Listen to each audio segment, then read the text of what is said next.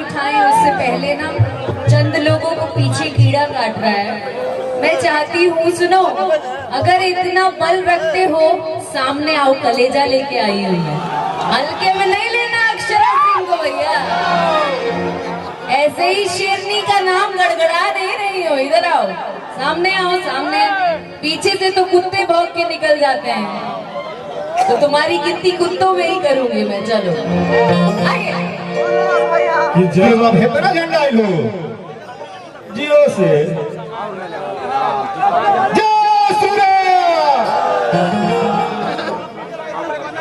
और वो बुझात तक अब कार्यक्रम शुरू भइल बा पूरा हमके तनी गर्मी शरीर में शुद्ध भोजपुरी में घटाइल बा। अक्षरा जी, अक्षरा जी, आप ऐसा गाए हो कि स्पीकर में आग लगा दिए हो। हाँ तो अपने ही सिस्टम सरकार हो राजा हो, हम थोड़े आग लगन आग हो लोग लगन पूरा जिला में केहू चुनाव जीतता तो एक स्टेटस लगता कि लोग नया पवन। इधर आइए, एक आपसे मेरा रिक्वेस्ट है क्या कि आप में क्या ये पूरा भोजपुरी का सबसे खूबसूरत हीरोइन का जेकर नाम है अक्षरा सिंह जी, तो भोजपुर जिला में अगर केहू स्वागत कई जगह कहे से हमनी के माटी है जे पैदा भेल बन जाए, और हम जहाँ आई बनी वही जाइए हम नहीं कह सकते हम कोनो बहुत बड़ जगह हम भेज जाए बने जो हमारे गांव है बखोरापुर, जेकरा पे बखोरापुर माई का आशीर्वाद हो गई दुनिया हिलावेला दुनिया। और छोटा मोटा जगह ना, तो सबसे पहले तो अक्षरा जी खातिर बड़ा जोरदार ताली बजाई कि आगे बुझाओ कि आगे भोजपुर में आई बने जोरदार वाला। Thank you. अब वो बगले के हैं, 1 घंटा में रहो पहुंच जाए पटना। ठीक बा, जे राजधानी में रहला ओकर कहानी होला, जे राजधानी में रहला ओकर कहानी होला, आ जवन बखोरापुर के गांव में लड़का रहला ओकर जिंदगानी होला। कबो कबो हीरोइन के अपना अखिया से देखेला, रात सपना में ओकरो नया जिंदगानी होला।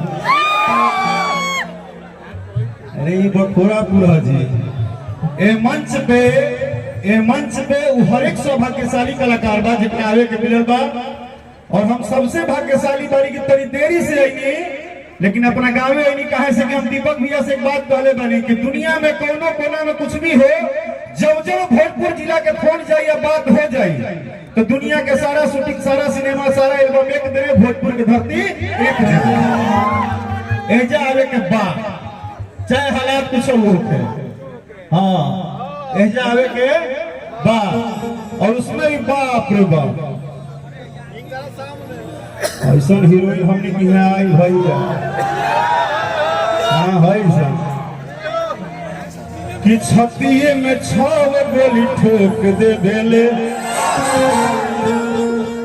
बाप रे बाप ज्यादा हिट बगाई, बहुत ज्यादा बगा कि शासन पर शासन के रोक दे बेले,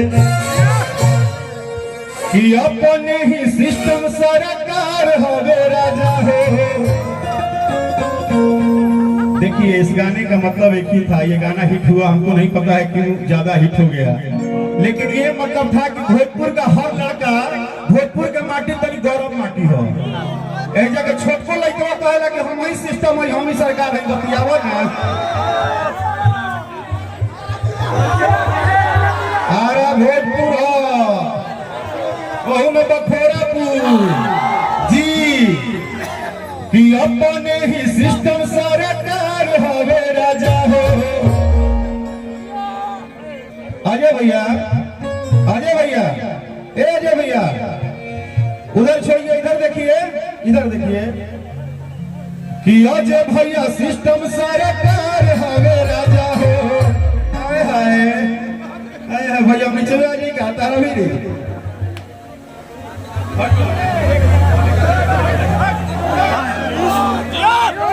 भोजपुर जी गोरे हाथे में सही पावर हो कि अपने ही सिस्टम सरकार हो, लोग नया पवन तरंगदार, लोग नया पवन तरंगदार, रंगदारों के फतार हवे राजा हो। लोग नया पवन तरंगदार, रंगदारों के फतार हवे राजा हो। अरे तजिला हवे भोजपुर गरम होला माटी, आना के हुआ टल बना के हुआ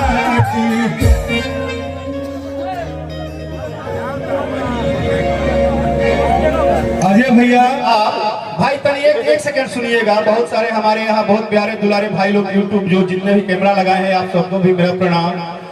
और आपने भोजपुरी भाषा को, हम लोग तो मेहनत करते ही हैं, आप सभी भोजपुरी भाषा को देश विदेश पहुंचाते हैं, क्योंकि जो यहाँ नहीं आया है वो कल सुबह जरूर अपने अपने घर से यूट्यूब से देखता है। मेरा सिर्फ एक लाइन है कि ये भोजपुर की धरती और ये भाषा भोजपुरी आपको बहुत प्यार है। भोजपुरी से ही है। हाँ। और आज जो कुछ भी है भोजपुरी की वजह से है। आज भोजपुरी के ही बल पे भोजपुरी के लिए मेहनत कर रहे हैं, चाहे वो भोजपुर हो चाहे बॉलीवुड हो, चाहे वो भोजपुरी इंडस्ट्री हो चाहे बॉलीवुड हो।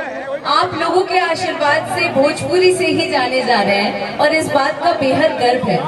एक छोटे से कमेंट को करके एक लड़की को शर्मसार कर देते हैं चंद लोग। मैं आज जो भी मेहनत कर रही हूँ आप लोगों के लिए, भोजपुरी भाषा के लिए, मुझे कुछ भी करना पड़े मैं करती रहूंगी।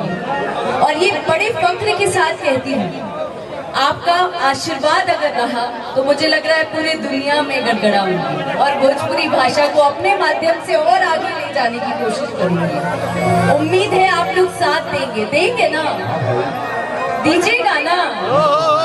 आपने बहुत बड़े बड़े हस्ती को बनाया है और उम्मीद करती हूँ कि मुझे भी और आशीर्वाद देंगे ताकि मैं भी और आगे बढ़ सकूं और आपका नाम और आगे ले जा सकूं। जैसे सोहागिन हाथे शोभेला चूड़ी, हिंदी के हो सही सिंगार भोजपुरी की असली भाषा हटे हो, असली भाषा है यूपी बिहार के।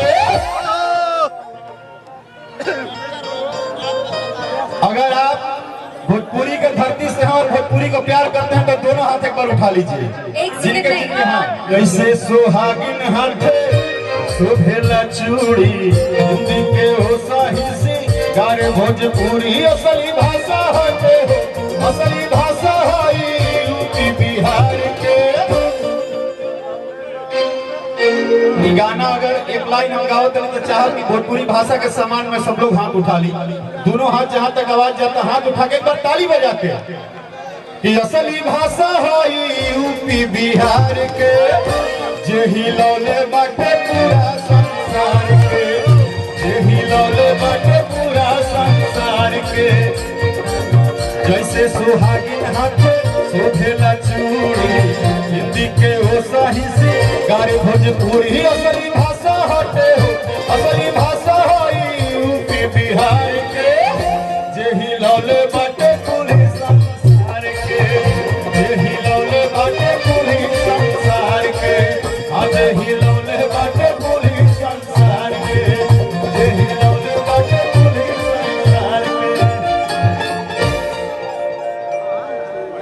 प्रेम समाली बखोरापुर वाली मैया की।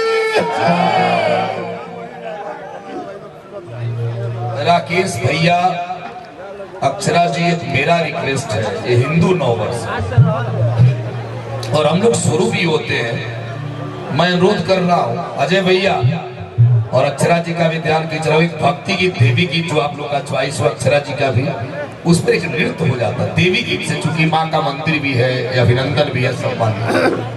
अच्छा, जो एक भाव हो आपके मन में हो तो एक भाव, मेरा जो इच्छा था कि सब लोग झूमते के भाव देवी गीत पर सबको झुमा देते आप लोग, चूंकि नवरात्र भी चढ़ गया, छठ की चैती छठ भी आ गया गुरु जी, तो अक्षरा जी और आप मिलके गाते तो मजा आ जाए। हाँ, देवी गीत का तो बात है।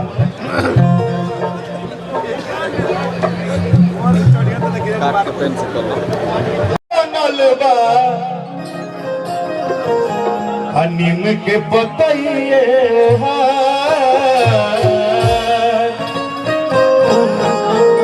देवलोक से चलली भवानी नु हो कि देवता बनले कहाँ। चैत्र नवरात्र में शुरू भइल बा, आप सबके बहुत बहुत शुभकामनाएं। और भजन बा एगो बस एक मुखड़ा एक अंतरा कि निमिये के डोरिया बनले ओपे नीम के पतइया ओहार निमिये के डोरिया बनले ओपे नीम के पतइया ओहार देवलोक से चलली भवानी हो जोता बनले कहाँ देवलोक से चलली भवानी हो देवता बनले कहाँ।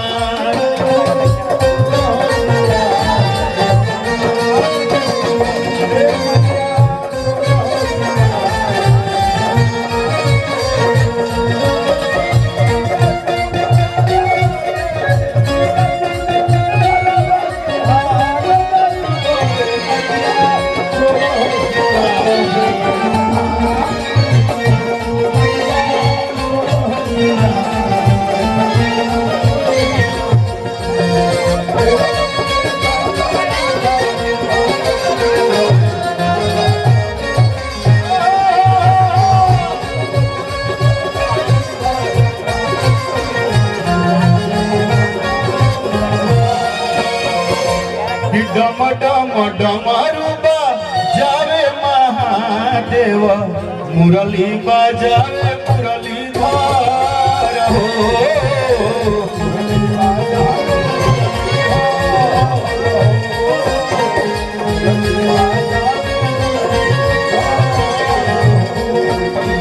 ब्रह्मा जी सप्तशती पाठ करत चले बजरंगी ध्वजा के ऊपर हो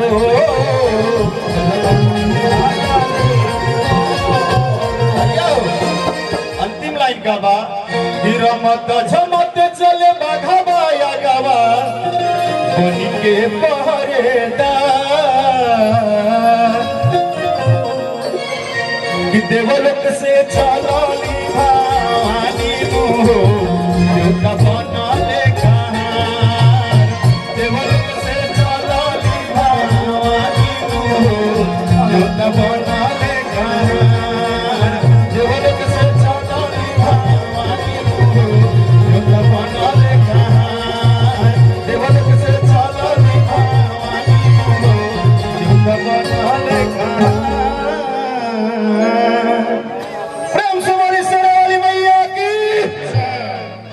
अब हम चाहते हैं कि छठ गीत पारंपरिक आप गाइए। हाँ हाँ एक पारंपरिक गाइए छठ गीत।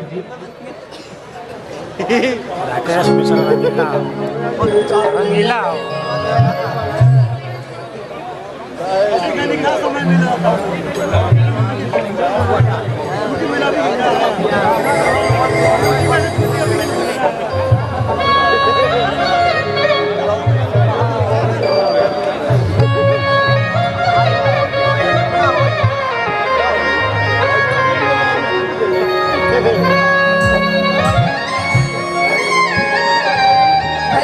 आशीर्वाद दे दीजिए आप। प्रेम से बोलेंगे छठी मैया की जय।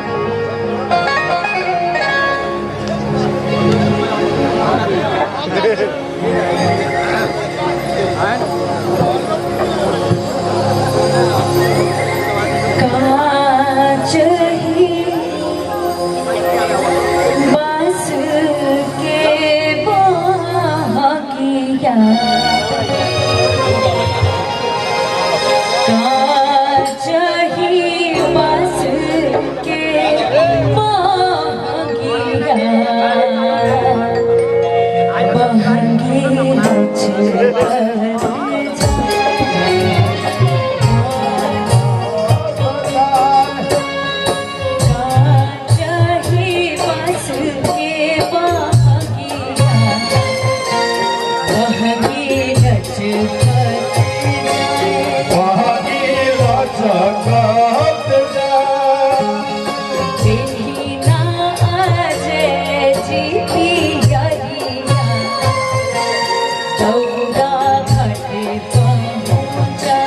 गौरा घाट पहुँचा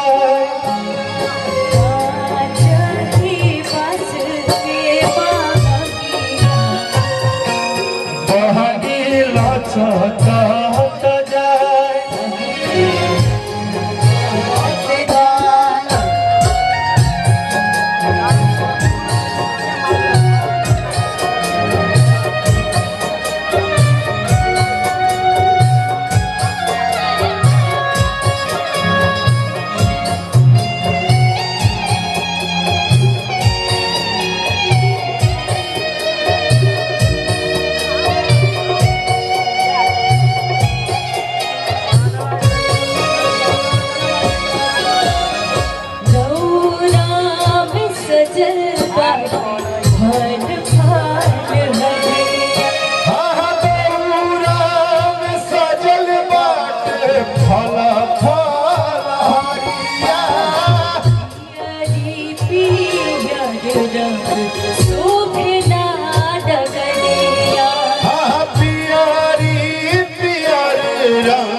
शोभेला डगरिया गौरा में सजल बाटे फल फल हरिया गौरा में सजल बाटे फल फल हरिया पियरी पियर शोभला डगरिया पियरी पियर रंग शोभेला डगरिया जे काज जाग जाला भगिया ओहे छठ घाटे आए तूहे छठ घाटे आए अज पेठीना जय जी पियरिया दौरा घाटे पहुँचाए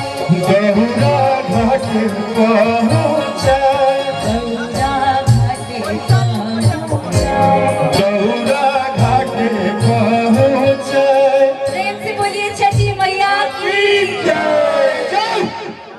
देखिए हमारे बीच एक लंदन से चल के भी हमारे बीच आई है पॉली जी। एक अवार्ड है आज भोजपुर में पहली बार मैंने प्रयास किया कि हम जिसका 9 वर्ष मनाते आए हैं 1 जनवरी वाला, उन्होंने भी मेरे सुर में मिला करके बोला कि नहीं वो हमारा नहीं ये हमारा है। ये हमारे पोली जी हैं जो हमारे 9 वर्षीय कार्यक्रम में लंदन से चल के आई है। इन्होंने बोला कि मैं हिंदी में गाना गाऊंगी माँ काली मंदिर के लिए। ये तो हम सबों के लिए गौरव का क्षण है। लंदन में हमारी माटी की गंध है और अजय भैया आपकी मुस्कुराहट ने भोजपुरी को जिंदा कर दिया। एक बार जोरदार ताली बजाइए। लंदन तक हमारी भोजपुरी की दस्तक है, लंदन तक शूटिंग चल रही है। अक्षरा जी का सम्मान करेंगे हमारे बड़े भाई अजय सिंह जी इस 9 वर्ष पे बड़ा अवार्ड दे करके।